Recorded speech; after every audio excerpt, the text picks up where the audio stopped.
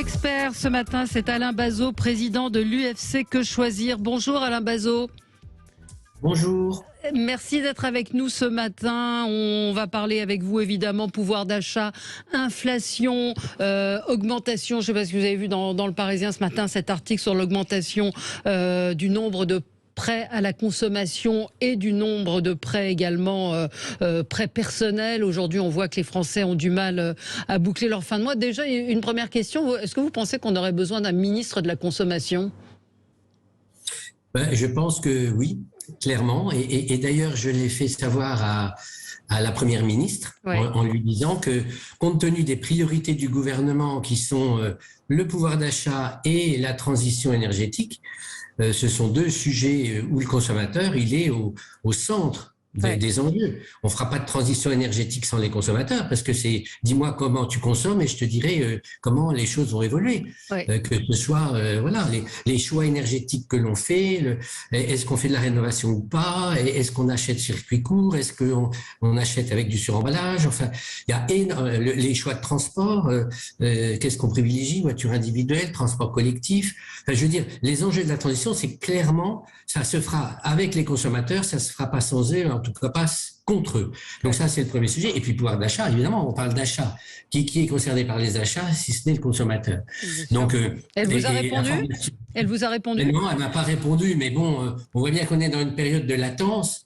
On verra à l'issue des législatives, en fonction de la majorité qui va se dégager, et si c'est une majorité autour du président de la République, on verra quel gouvernement, j'allais dire, définitif, avec tous les secrétaires d'État, est mis en place. Mais ça devrait être un ministère extrêmement important. Oui. Je relève que ça faisait des décennies qu'on n'avait pas été dans la situation qu'on vient de terminer, le dernier mandat, où il n'y a eu aucun ministre réellement dédié dès le départ à la consommation, et on n'a eu aucune loi consumériste en 5 ans. C'est la première fois depuis des décennies. Ils sont, alors on va parler de l'inflation et du pouvoir d'achat, mais ils ne sont pas très protégés aujourd'hui, les consommateurs. On voit qu'il y a un nombre d'arnaques qui fleurissent, qui a les numéros, si je prends les numéros d'appel, qui ne font, enfin, il n'y a pas eu de loi dans ce sens pour interdire le démarchage téléphonique. On ne les sent pas très protégés, les consommateurs, d'une manière générale. C'est exact. On donne la foi au marché, à la bonne foi des opérateurs, des professionnels. Il y en a beaucoup qui sont évidemment au-dessus de tout soupçon, qui sont très réglo avec les consommateurs. Mais vous avez raison, en période de difficulté, c'est la niche à beaucoup de margoulins. On l'a vu dans la rénovation énergétique, dans le photovoltaïque. On le voit maintenant, le démarchage intempestif sur la formation. Oui, les CPE. Oui, j'ai encore été démarché hier, mais je suis pas le seul. Et on n'obtient pas des pouvoirs publics une vraie régulation. Parce qu'il y a eu une loi petit bras qui a interdit le démarchage dans certains secteurs, mais on voit bien que il y a des nouveaux secteurs qui arrivent, propices à de l'arnaque et en tout cas à venir déranger à des heures, n'importe quelle heure, les consommateurs. Nous, on voudrait qu'il y ait une loi toute simple. C'est une loi qui pose un droit à la tranquillité. Quand je suis chez moi, si j'ai pas dit oui, vous pouvez me démarcher, vous ne me démarchez pas. Bien sûr. C'est ça. Non, mais moi j'ai autour de moi des gens qui ne répondent plus au téléphone, qui ne répondent plus aux numéros qu'ils ne connaissent pas, ce qui peut, pour les personnes âgées, parfois être compliqué, mais qui en ont ras-le-bol d'être dérangés. Donc ça, c'est un des aspects nombreux, effectivement, des difficultés des consommateurs. Ben oui, tout à fait. Et ça devient tout à fait insupportable. Là encore, il y a un déficit de régulation. On n'est pas pour des interdictions à tout va, pour tout, mais on veut poser un principe de droit à la tranquillité. Et si j'ai pas dit oui, c'est que j'ai dit non, et donc je ne suis pas démarché. Et là-dessus, vous n'êtes pas entendu. Là, ça ne passe pas. Il y a eu plusieurs propositions, je crois, qui ont été faites d'ailleurs à l'Assemblée sur le sujet, mais qui n'ont pas abouti. Elles n'ont pas abouti. On est resté au milieu du gué. Encore une fois, on a posé une interdiction pour quelques secteurs, parce que c'était là où il y avait le plus de litiges énormes, mais c'est pas les seuls secteurs. Et voilà, il faut savoir dans quelle société on veut vivre. Est-ce que c'est le tout commerce? Est-ce que la commercialité, elle a droit de citer en permanence, y compris chez vous, venir vous déranger? C'est ça, ce modèle de société? Ou bien le commerce, quand je veux acheter, je vais trouver là où je veux. Il y a suffisamment d'outils de recherche sur Internet, dans les magasins physiques, sans qu'on vienne me déranger. Et donc, ça, c'est un enjeu de société aussi. Hein.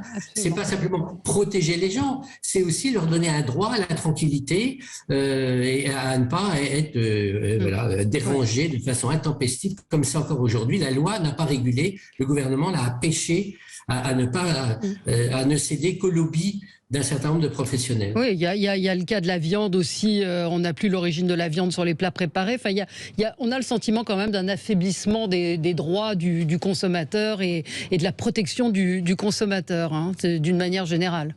C'est votre sentiment aussi ? Oui, d'une façon générale, effectivement, le droit des consommateurs, des droits fondamentaux à une information claire, transparente. La transparence, par exemple. Regardez comment on se bat pour obtenir le Nutri-Score, pour enfin avoir un antidote à l'opacité des industriels sur ce qu'on mange. C'est une bataille qui dure des années. On l'a menée sur le plan de Bruxelles. Donc, c'est en train de faire son chemin, mais que d'énergie dépensée pour des choses primaires qui sont le consommateur, quand il y mange, il veut savoir ce qu'il y a dans les recettes, il veut savoir d'où ça vient. Enfin, ce sont des choses basiques. C'est le droit fondamental premier du consommateur. Absolument. Être informé. Alors, parlons de l'inflation. L'inflation, donc, on le voit, continue d'augmenter.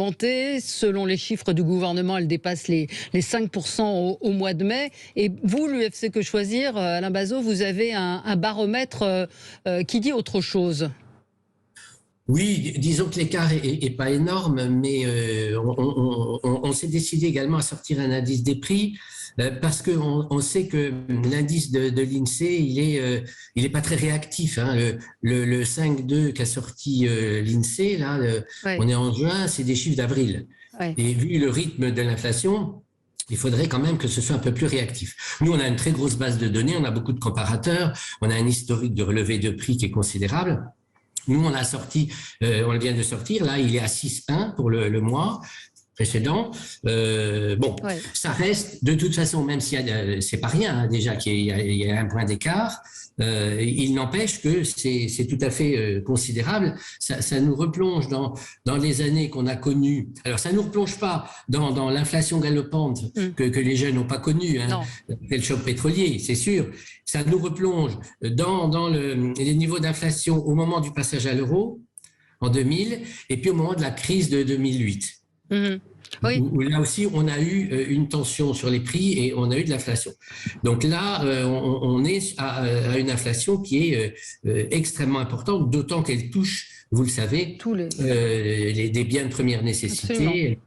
Tous les secteurs. Hein, je le disais ce matin, l'augmentation des prêts à la consommation, près de 10%, et puis pour les prêts personnels, 16%. C'est-à-dire que les ménages ont besoin de trésorerie aujourd'hui. Elles empruntent de l'argent pour pouvoir vivre. Vous dites qu'il faudrait baisser la TVA. Vous dites que plus les prix augmentent et plus l'État engrange d'argent avec la TVA, ce qui paraît logique. Est-ce que c'est une solution possible, envisageable, de baisser la TVA ?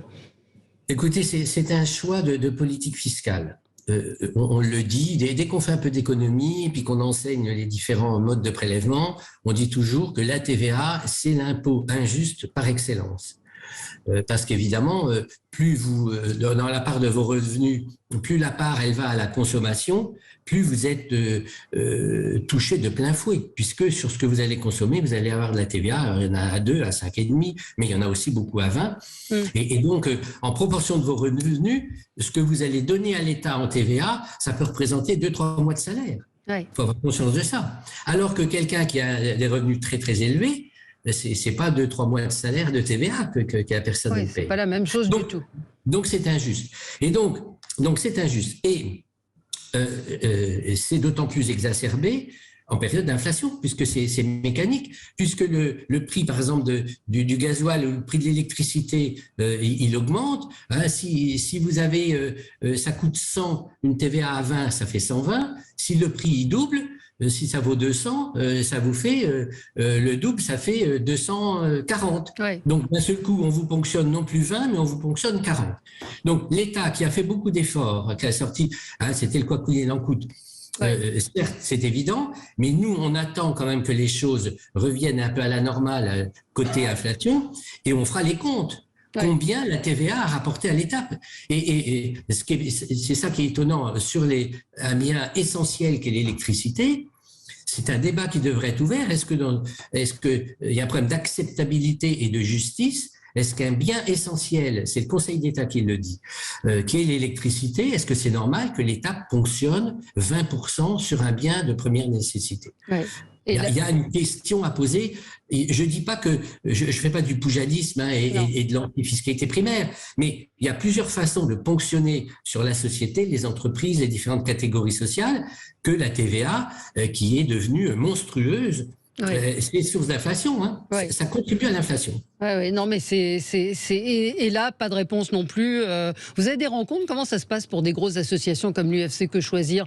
Vous rencontrez des ministres, que les auditeurs comprennent un petit peu. Vous faites ces propositions-là. Est-ce que vous êtes entendu? Comment on fait quand on veut négocier avec l'État?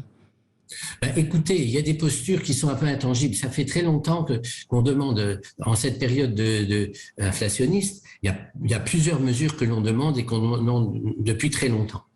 La TVA, alors, il y a eu une rencontre il y a pas très longtemps, le 11 mai, avec Bruno Le Maire, qui voulait entendre un peu nos propositions par rapport à ce projet de loi pouvoir d'achat qui devrait sortir à l'été.